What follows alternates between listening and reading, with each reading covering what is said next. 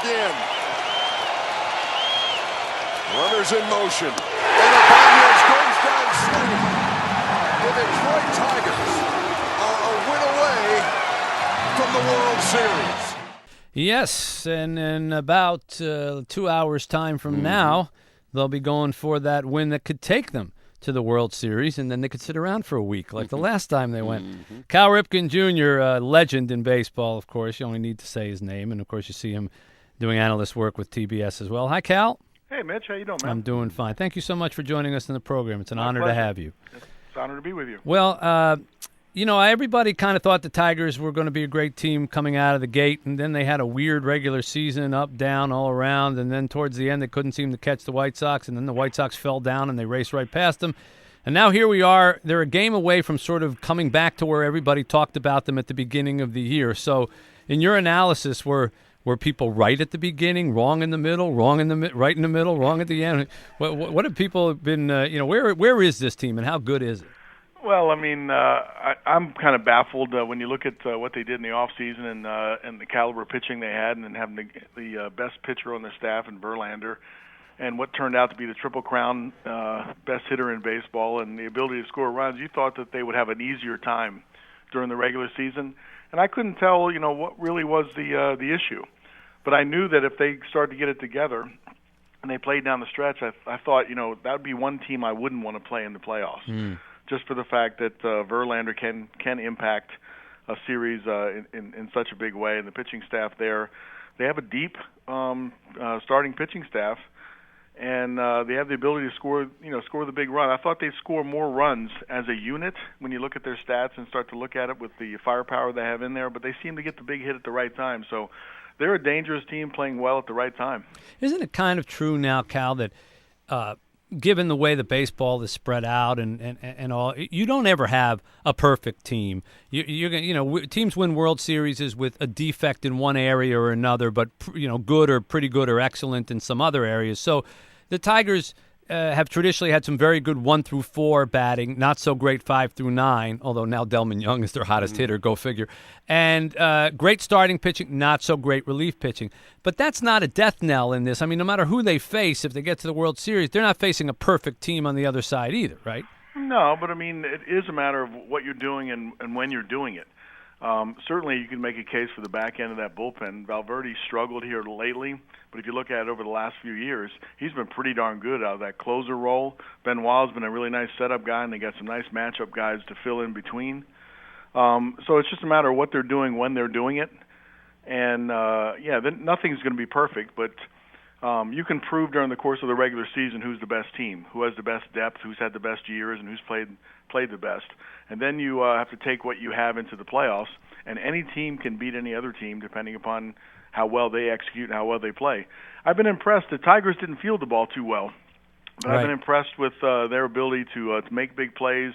Peralta's made some nice plays to get him out of jams, barehanded plays, and the dive play in the hole on Alex Rodriguez.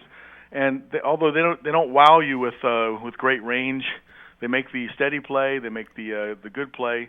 And before they were making some mistakes and giving extra chances, you can't afford to give extra chances in the playoffs. Right. Yeah, I think everybody just holds their breath when a ball comes to Fielder or Cabrera, and just don't do anything wrong. You don't have to do anything spectacular, but don't do anything wrong. And you're right, they haven't so far in the postseason, at least nothing that has hurt their chances.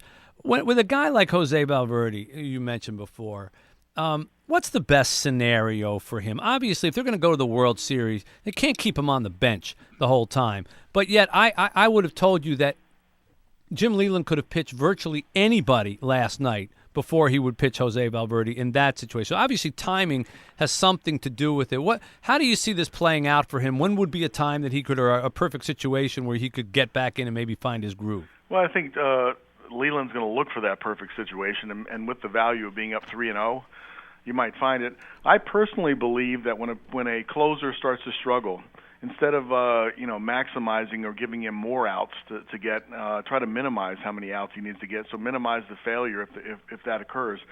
So a perfect scenario might be if you can bring him in for one out.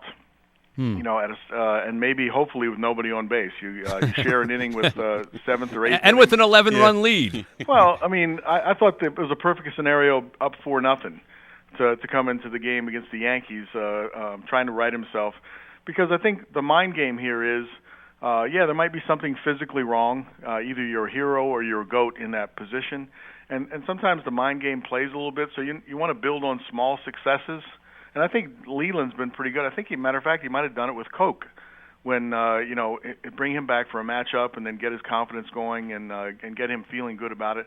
So probably a physical flaw in the mechanics that you want to start to work on and kind of get it off on the side in a non-pressure situation. Then you want to test it in the game. Yeah, they need him to go on, and he has the mindset to be the closer. He's proven it, over time. So you're just looking for the right situation to match the game situation where you can fix something and then build on that. And when it clicks in your mind as a hitter or a pitcher, and I'm guessing a little bit as a pitcher, I'm assuming it's the same thing. When it starts to click in your mind, confidence is a great thing for any level of pitcher or player with experience. Sometimes you just think about the rookie not having the confidence and how he can prolong a slump, but confidence is a major factor for guys who've been doing it for years, and so they need to find that moment that can start to get them moving in the right direction. Talking to Cal Ripken Jr. here, a brief look at the traffic, and we'll finish up our conversation. So we're talking to Cal Ripken Jr., TBS, and, of course, Hall of Famer, a man who has hit over 400 career home runs, over 3,000 hits. So you're in a good position to judge the kind of hitting talent that Miguel Cabrera is. He's already done something that no one has done in 45 years in winning the Triple Crown. Project ahead, Cal. I mean, how good can this guy be by the time his career is over? He's amazing to watch, I tell you that. I mean, the only weakness that you can start to see is if you got a two-seamer and you can sink it in on him and you can throw it maybe 2 inches off the plate inside, you might be able to get him out. Well, who can't do that? I mean, but if you make a mistake and leave it 1 inch on the plate, he's going to drive it to right center field like he did last night. So he's amazing to me. He has the power. He stays on the ball. He has the discipline. He sees the ball really well, uses the whole field, understands that with his power, he doesn't have to pull the ball. And that's half the battle. So you can't fool him on breaking balls or change-ups. Matter of fact, if he's looking for them, they go a long way. And he just covers the plate, and he has a good idea of the strike zone. So, you wish that you could teach what he does. But, the set of skills he has and his ability to go ahead and put the barrel of the bat to the ball is pretty amazing. Mm-hmm. Hey, Cal, I was watching you last night. You had the heavy coat on, the scarf going. You had the whole thing going out there. Well, it was 49 degrees. Well, this is my point, though. Is this season dragging? We still got another round left. I mean, if you're not the Dodgers or Texas or the Angels where you're going to play on, in a warm weather, you're going to have these years where you're going to have the Tigers playing or Cleveland playing or Chicago playing. Do you get a fair assessment of a team when you're playing in this type of weather? No, I hate it. Baseball's not supposed to be played in the cold weather. And yeah, it was a little bit of a spoof. We had my scarf and coat on. They put a Russian hat on me in the pregame just for fun. But, no, baseball is a feel game. And the pitcher's got to be able to feel the ball. The hitter's got to be able to feel the bat. And it's supposed to be meant to be played in the warmth. And I think the pitchers have a huge advantage when it does get cold because they might be one of the few guys that keep their sweat up and keep their ability to pitch. And the conditions do change how you compete. So ideally, you'd want to be able to determine the best two teams in the league that year in the World Series, and you'd like it to be decided not because of a snowy, sleety weather or wind or the hitters that had to put so much clothes on they can't feel themselves. So you make a good point. I don't think baseball will ever have a warm weather destination where they play like the Super Bowl where they play all 7 games in a dome. But I think it would be much better baseball if it is played in warm weather. Yeah, I agree with that because this is really dragging out. And the other problem that could happen with the Tigers, and it did happen before, I alluded to it, is last time they were smoking hot in 2006. They had all their cylinders going. They won so fast that they sat around for a week. By the time they came back, you could hear the squeaking and the rusting of getting going, and St. Louis knocked them out. Is that a potential problem for them again, given how they're now? And obviously, if they win tonight, it's a 4-0 groove.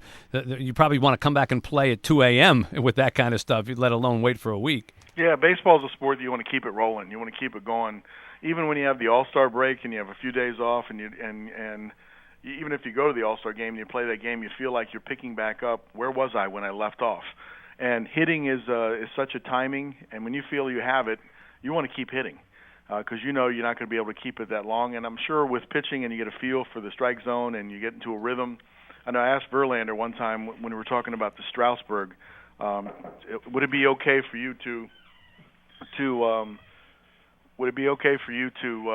take 2 or 3 weeks off in September and then come back and pick up right where you left off? And his answer was no. I got to get rolling. I got to get a feel. So in these playoffs, it is a disadvantage when you sit down and wait, to play. So I guess ideally, if you're going to win it, you might want to align yourself with winning where you have a few off days. But go to 7. Yeah, absolutely. The problem with that is then everybody's too tired to keep going. But if the World Series goes 7 games, it ends on November 1st. Yeah, that's crazy. Just keep that in mind. Crazy. November 1st. You can go from Game 7 to the voting booth. Apparently, it's pretty warm here today. I was really happy just walking around, and when the sun's out here.